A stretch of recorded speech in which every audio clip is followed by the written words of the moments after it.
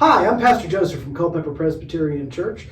If you are watching this, you're probably already a member and are curious about this new idea that we've started talking about.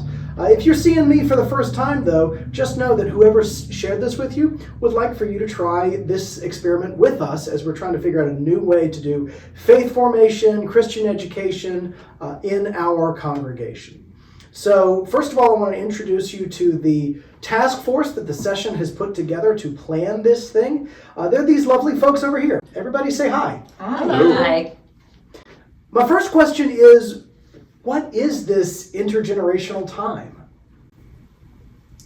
It's an opportunity for everybody in our church family to be together, to hear God's word together, be able to discuss it, and perhaps we can just form stronger relationships amongst ourselves. I think it's an opportunity to have intentional relationships with people in our church, maybe not just the same clique or the same people that we hang out with every time, but to get to know new people, different generations, different points of view. So why are we trying this intergenerational time? Because a lot of what we've realized is that the traditional Sunday school classrooms aren't working. We're not getting the attendance, and we really want to be more welcoming to families, and like for instance our children are 25 and 26, so having them coming to a Sunday school class is difficult, where we could bring them in together and stay with us and have conversations with other families and other generations within the church to feel that bond again, bring them back home. And actually, it's going to take fewer people to facilitate, to make it happen. And it's not where you have to have a commitment every Sunday as a Sunday school teacher to be here and have a lesson planned. But we will have curriculum, yes, but will you have to be here every Sunday to make it happen as a facilitator? No. We can have all types of folks come in and help with this. What is this intergenerational time going to look like?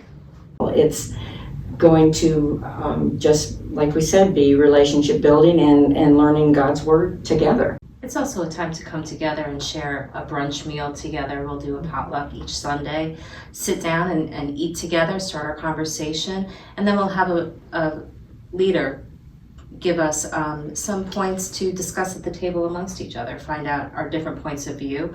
What a child may bring to the conversation is going to be very different than an older generation, and let them have the conversation together. It's a way to mentor different children or mentor different people that you're not necessarily close with now, and it's a way to bring our church together as a family. And there's going to be activities also. It's not going to just be all of this having to speak and to one another, and there's going to be activities to create that conversation among us at the table. Now, one of y'all said something I want to circle back around to. A potluck every week? We're going to bring food every week? Absolutely we are. It's a way to bond together. Some at a table together always opens people up, they're more relaxed, and it starts the conversation.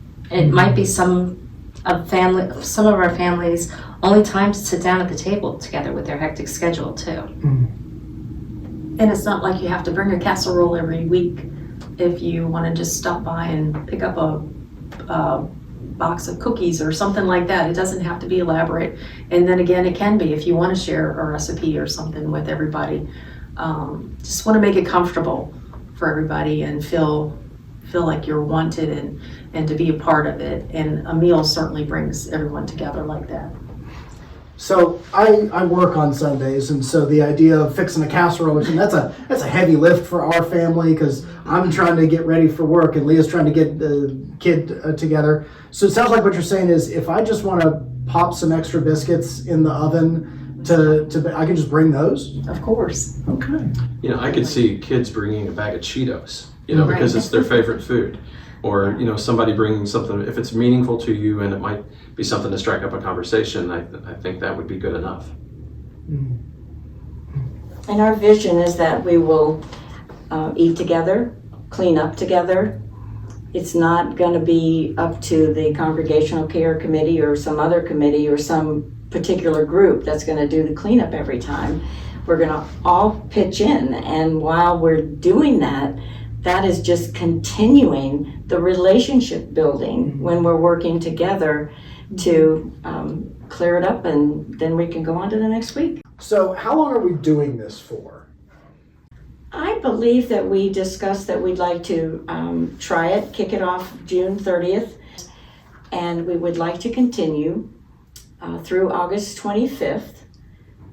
So that would encompass most of the summer, and it should give us an idea of whether or not we like this idea and we would like to continue it. What are you most excited about with this experiment, with this process, with this intergenerational time? I feel like a lot of these things we've done before. You think about the Lenten dinners. You think about the congregational conversations. So we've done pieces of this. We just didn't realize we were doing it. Mm-hmm. I'm most excited about meeting new people in the church. We've come to Culpeper Presbyterian Church for several years, but there's still so many people in the congregation that I don't know and would just love to have a conversation with. My family makes fun of me for this, but I'm a big one on knowing people's stories and hearing their stories. And I find it fascinating with somebody that you maybe have seen, 100 times and you've never thought to ask them something. They have one of the most amazing stories you've ever heard in your life, and it was there the entire time.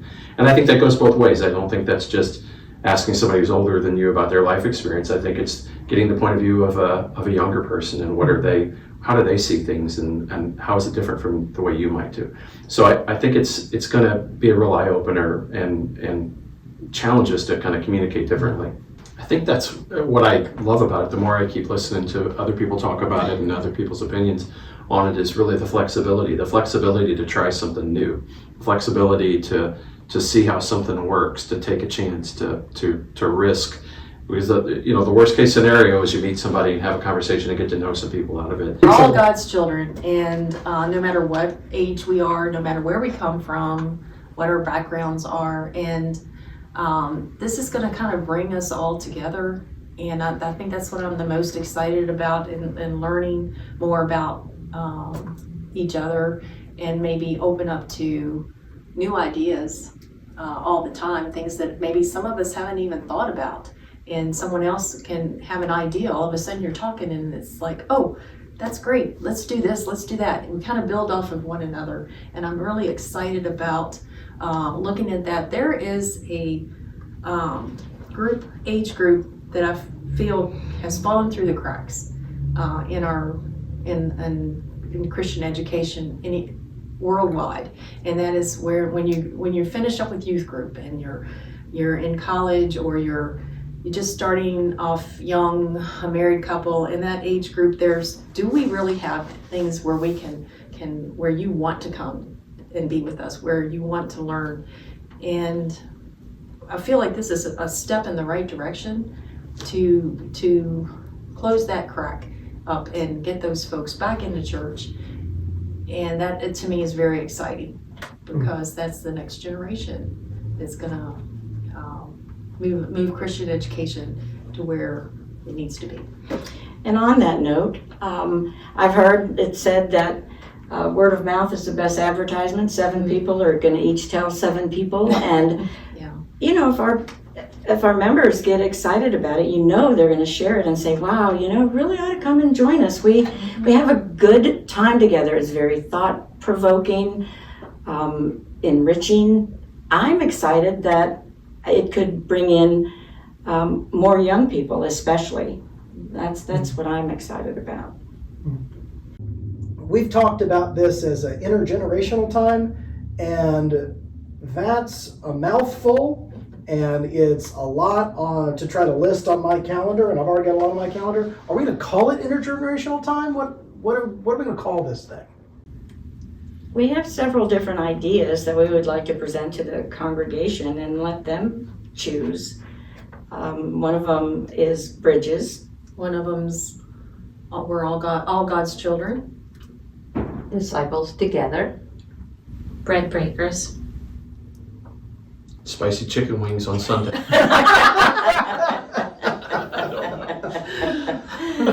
I think we stopped at 4. So just a couple more questions before we wrap up. One is this something we're inventing from whole cloth, or have other people tried this as well?